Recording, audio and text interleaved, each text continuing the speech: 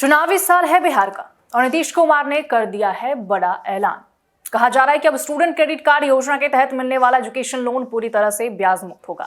यानी छात्रों को पढ़ाई के लिए कर्ज तो मिलेगा, लेकिन उस पर एक पैसा भी ब्याज नहीं देना पड़ेगा।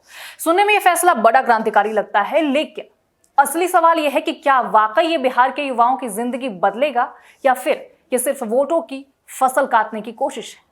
इसी सवाल के इर्द गिर्द आज का पूरा एनालिसिस है। नमस्कार, मैं हूं निशा राय आपके साथ और आप देख रहे हैं इन खबर। देखिए, नीतीश कुमार ने खुद सोशल मीडिया पर पोस्ट डालकर यह घोषणा की है। लिखा है कि स्टूडेंट क्रेडिट कार्ड योजना के तहत दिए जाने वाले सभी शिक्षा ऋण अब से पूरी तरह ब्याज मुक्त होंगे, यानी 4 लाख से भी ज्यादा छात्रों को सीधा फायदा। पहले क्या था, अगर किसी छात्र ने 2 लाख रुपए तक का एजुकेशन लोन लिया है तो उसे 60 किस्तों यानी 5 साल में चुकाना होता था। अब इसे बढ़ाकर 84 किस्तें यानी कि 7 साल कर दिया गया है, और अगर कर्ज 2 लाख से ज्यादा का है तो पहले 84 किस्तों यानी 7 साल में चुकाने का प्रावधान था। अब इसे बढ़ाकर 120 किस्तें यानी पूरे 10 साल कर दिए गए हैं। सोचिए, किस्त लंबी और ब्याज पूरी तरह माफ, यानी बोझ काफी कम।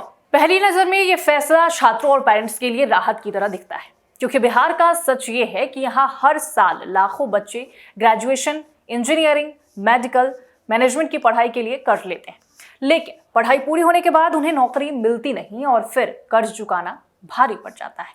बहुत से बच्चे पढ़ाई के बीच में ही इसे छोड़ने को मजबूर हो जाते हैं। अब सरकार कह रही है कि ब्याज की टेंशन खत्म, धीरे धीरे किस्त भरते रहो। लेकिन यहाँ रुकिए और सोचिए, क्या सच में छात्रों की मुश्किल यहीं खत्म हो जाएगी? ब्याज हटने से कर्ज की रकम तो कम लगेगी, लेकिन जब तक नौकरी नहीं मिलेगी तब तक कर्ज चुकाना फिर भी आसान नहीं होगा।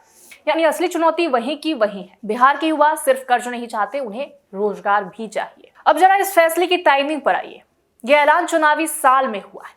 बिहार में चुनाव से ठीक पहले सरकार ने स्टूडेंट्स को लुभाने का यह दांव चला, क्योंकि हर कोई जानता है कि बिहार की आधी आबादी से ज्यादा युवा है, वोट बैंक का सबसे बड़ा हिस्सा, और यही वर्ग सबसे ज्यादा परेशान भी है बेरोजगारी और पलायन से। तो जाहिर है कि नीतीश कुमार ने यह फैसला सोच समझ कर लिया है। वो जानते हैं कि अगर युवा खुश हुए तो पूरा चुनावी समीकरण बदल सकता है। अब विपक्ष की बात करते हैं। तेजस्वी यादव और राजद हमेशा से नीतीश पर बेरोजगारी को लेकर हमलावर रहे हैं। उनका कहना है कि नीतीश कुमार ने 18 साल में बिहार के युवाओं को नौकरी नहीं दी। अब जब चुनाव आया है तो ब्याज मुक्त लोन का जुमला फेंक। उधर बीजेपी भी चुप नहीं बैठी। बीजेपी के नेताओं ने कहा कि जब तक रोजगार पैदा नहीं होगा, ब्याज माफी से कोई फायदा नहीं होगा। ये सिर्फ दिखावा है, यानी विपक्ष से चुनावी स्टंट बता रहा है। लेकिन नीतीश कुमार की राजनीति यही है।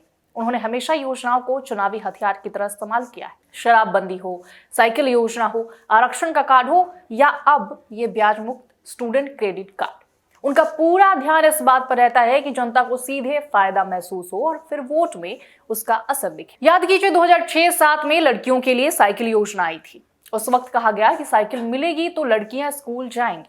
उस वक्त विपक्ष ने खूब मजाक उड़ाया, लेकिन नतीजा, योजना हिट हो गई, लाखों बच्चियां स्कूल पहुंच गई और चुनाव में नीतीश कुमार को इसका फायदा भी मिला। फिर शराबबंदी लागू की, जिसके समर्थन में बड़ी संख्या में महिलाएं खड़ी हुई। यानी नीतीश कुमार जानते हैं कि किसी खास वर्ग को टारगेट करके चुनावी हवा बदली जा सकती है। अब की बार उनका टारगेट सीधा युवा है। बिहार में युवा वोट बैंक कितना बड़ा है, इसे समझना जरूरी है।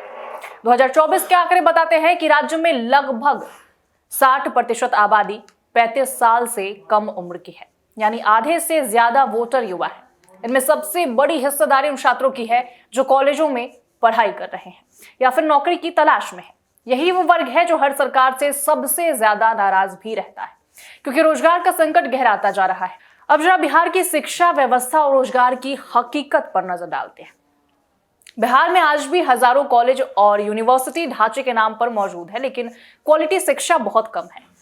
यही कारण है कि लाखों बच्चे हर साल दिल्ली, पुणे, बेंगलुरु, हैदराबाद, चंडीगढ़ जैसे शहरों में पढ़ाई के लिए जाते हैं।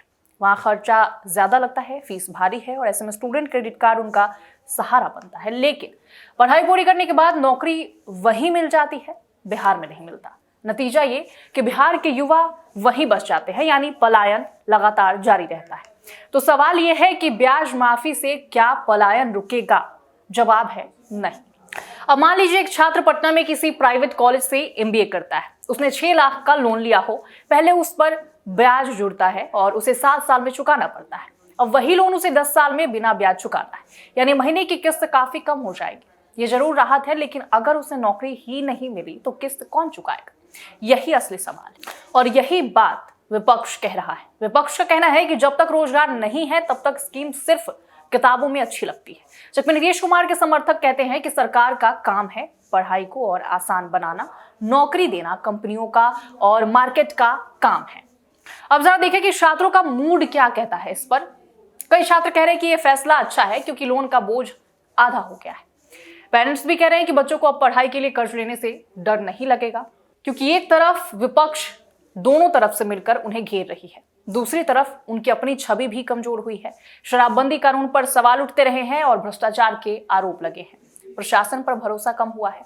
ऐसे में अगर नीतीश को फिर से मैदान में टिकना है तो उन्हें कुछ नया करना ही था, और यह ब्याज मुक्त लोन उसी कड़ी का हिस्सा है। अब बिहार की राजनीति का एक बड़ा सच ये है कि यहाँ का चुनाव हमेशा जातीय समीकरणों के हिसाब से लड़ा जाता है, लेकिन युवाओं का रोल भी हर बार अहम होता है। साल 2015 की बात करें तो तेजस्वी यादव को युवाओं का चेहरा बनाकर लालू यादव ने बाजी पलट दी थी। 2020 में मोदी के नाम पर बीजेपी ने युवाओं को खींच लिया। अब 2025 में नीतीश चाहते हैं कि छात्र उनका साथ दें। तो सवाल फिर से वही है कि क्या ये फैसला नीतीश को चुनावी फायदा देगा? इसका जवाब आसान नहीं होगा, क्योंकि बिहार का युवा अब सिर्फ वादों पर भरोसा नहीं करता। वो देख रहा है कि किस सरकार ने कितनी नौकरियां दी हैं, किसने सच में उसके भविष्य को सुरक्षित बनाया है। और अगर आप आंकड़े देखें तो बिहार देश का सबसे ज्यादा बेरोजगारी वाला राज्य है। माइग्रेशन इतना बड़ा है कि हर ट्रेन दिल्ली और मुंबई की ओर जाने वाले छात्रों और मजदूरों से भरी रहती है। ऐसे में सिर्फ ब्याज माफी से तस्वीर बदलना मुश्किल है, लेकिन चुनावी फायदे की बात किया जाए तो हाँ, नीतीश कुमार का ये कदम युवाओं को लुभाने में कामयाब हो सकता है। अब सोचिए, सरकार कह रही है कि फिलहाल 4 लाख छात्र सीधे लाभान्वित होंगे, यानी 4 लाख परिवार। चुनाव में हर संख्या छोटी नहीं है। अगर हर परिवार से 4 वोट माने तो ये 16 लाख वोट हुए। इतना वोट किसी भी चुनाव का पासा पलट सकता है। यही नीतीश का मास्टर स्ट्रोक है। लेकिन क्या युवा इतनी आसानी से झांसे में आ जाएंगे? शायद नहीं, क्योंकि सोशल मीडिया पर आज का युवा बेहद एक्टिव हो चुका है। वो हर स्कीम को चेक करता है, तुलना करता है और फिर अपना मत बनाता है। यही कारण है कि विपक्ष लगातार इस स्कीम पर सवाल उठाकर युवाओं का भरोसा तोड़ने की कोशिश करेगा। अंत में यही कहा जा सकता है कि नीतीश कुमार ने यह दाव खेलकर अपने लिए चुनावी हवा बनाने की कोशिश की है। अब देखना होगा कि क्या यह हवा आंधी बनती है या सिर्फ एक हल्की सी ठंडी हवा साबित होती है, क्योंकि बिहार का युवा अब सिर्फ लोन नहीं, नौकरी भी चाहता है। ब्याज माफी उसकी जेब हल्की कर सकती है, लेकिन पेट नहीं भर सकती। तो अगली बार जब आप किसी छात्र से पूछे कि इस स्कीम से आपको क्या फायदा हुआ, तो जवाब मिलेगा लाभ तो हुआ है, लेकिन असली काम तभी होगा जब नौकरी भी मिलेगी। यही इस पूरी कहानी का सार है। और अब सवाल आपके लिए, क्या आपको लगता है कि नीतीश कुमार का ये ऐलान वाकई बिहार के युवाओं के भविष्य को सुरक्षित करेगा, या ये सिर्फ वोट बैंक की राजनीति का एक और उदाहरण है? जवाब आपको तय करना है, क्योंकि बैलेट बॉक्स में जो भी फैसला होगा वही बिहार की असली तस्वीर दिखाएगा। फिलहाल इसमें इतना ही। मुझे दीजिए इजाजत। नमस्कार।